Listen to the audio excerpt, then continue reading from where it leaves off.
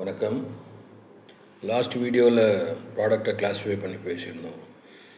Consumer durable products, semi durable products and நான் durable products like FMCG ப்ராடக்ட்ஸ்னு மூணாக பிரித்து பேசியிருந்தோம்.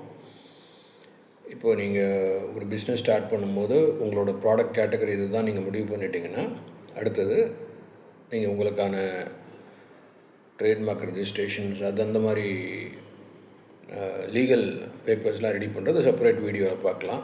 அது ஏற்கனவே நான் சொல்லியிருக்கேன். ட்ரேட்மார்க் ரெஜிஸ்ட்ரேஷன் பற்றி நான் ஏற்கனவே சொல்லியிருக்கேன், இன்டெலெக்சுவல் ப்ராப்பர்ட்டி ரெஜிஸ்ட்ரேஷன் பற்றி.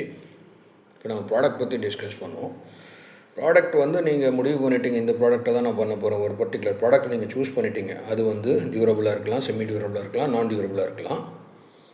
அந்த ப்ராடக்டை நீங்கள் முடிவு பண்ணதுக்கப்புறமா ஃபஸ்ட்டு நீங்கள் டிசைட் பண்ண வேண்டிய விஷயம் நீங்கள் ஓனாக மேனுஃபேக்சர் பண்ண போகிறீங்களா அல்லது அவுட் சோர்ஸ் பண்ண போகிறீங்களா அப்படிங்கிறது தான் முக்கியம்.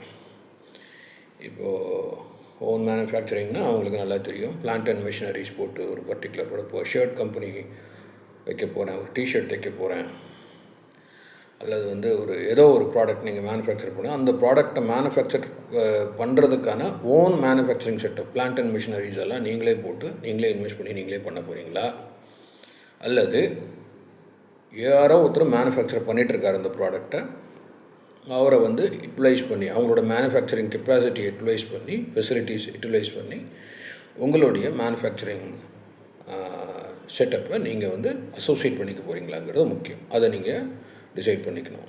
அப்படி பண்ணும்போது நீங்கள் you have to search for that. அது டிபெண்ட்ஸ் ஆன், இப்போ ஒருத்தர் அவரோட எஜுகேஷன் பேக்ரவுண்டே ஒரு பர்டிகுலர் மேனுஃபேக்சரிங்ஸ் பற்றி படிப்பாக இருக்கும். ஸோ அவர் மேனுஃபேக்சரிங்குள்ளே போகிறது தப்பு இல்லை. மேனுஃபேக்சரிங் பற்றி தெரியாத அந்த பர்டிகுலர் ப்ராடக்ட் பற்றின பெரிய சயின்டிஃபிக் நாலேஜ், உற்பத்திக்கான சயின்டிஃபிக் நாலேஜ் இல்லாதவங்க அவுட் சோர்சிங் போய்ட்டு பெட்டர். பிகாஸ் அவங்க ஏற்கனவே மேனுஃபேக்சர் பண்ணிகிட்டு இருக்கவங்க அதில் எக்ஸ்பர்ட்டாக இருப்பாங்க. நீங்கள் அவங்களோட நாலேஜை யூட்டிலைஸ் பண்ணிக்கலாம்.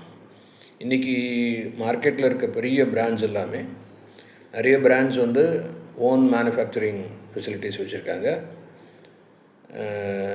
நிறைய பிராண்ட்ஸ் அவங்களுக்கு மேனுஃபேக்சரிங் ஃபெசிலிட்டி கிடையாது, அவுட் சோர்ஸ் பண்ணிக்கிறாங்க. ஒரு சில கம்பெனிஸ் ரெண்டுமே வச்சுருக்காங்க. மேனுஃபேக்சரிங் ஃபெசிலிட்டி இருக்கும், அவங்களோட லிமிட்ஸ் தாண்டி அவங்களுக்கு டிமாண்ட் வர்சஸ் சப்ளை ரொம்ப ஹியூஜாக இருக்கும்போது கொஞ்சம் அவுட் சோர்சிங் பண்ணிக்குவாங்க. ஆனால் எது பண்ணாலும் இந்த ப்ராடக்டை மேனுஃபேக்சர் ஆகி அவுட்புட் கம்ப்ளீட்டாக வரும்போது உங்களோட ஐடியாவாக இருக்கணும். நீங்கள் சொல்கிற ப்ராடக்ட்டை நீங்கள் சொல்கிற குவாலிட்டியில் நீங்கள் சொல்கிற ஸ்பெசிஃபிகேஷனில் ப்ராடக்டை மேனுஃபேக்சர் ஆகி வரணும். அதுதான் ரொம்ப முக்கியம். அது நீங்கள் ரொம்ப கவனமாக அதை பார்த்துக்கணும். You should give the complete concentration and attention to get the right productivity in production department. அதுதான் உங்களுடைய ஃபேஸ் வேல்யூவை டிசைட் பண்ண போகுது மார்க்கெட்டில். தென் இதோட நெக்ஸ்ட் செக்மெண்ட்டை நம்ம நெக்ஸ்ட் வீடியோவில் பார்க்கலாம். தேங்க்யூ. நன்றி.